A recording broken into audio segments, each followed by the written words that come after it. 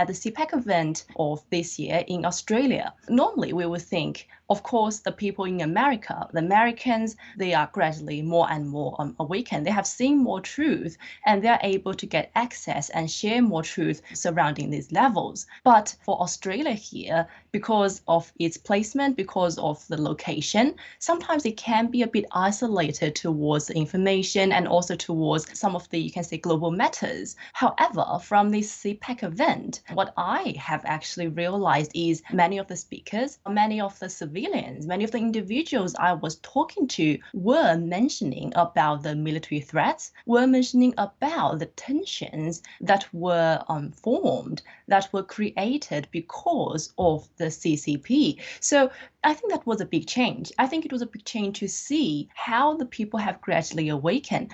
And I have actually some data. It's from a poll that was taken, and many of the people and their, you can say, reflections and their responses was very interesting regarding the information about how or what will happen, how will they support if there is a conflict between, you can say, if the CCP and the Taiwan Strait or the United States. So here's some data around there. So there was actually 4 in 10 that of the Australians said that Australia, of course, should support United States. And also surrounding issues about the CCP invading Taiwan, it was actually said the vast majority, which is 80%, would support accepting Taiwanese people into Australia if there is a conflict breaking out. And a similar strong of the majority, which 76% said they would support Australia imposing economic and also diplomatic sanctions on China. And then there are 2/3 who said they would support Australia sending arms and military supplies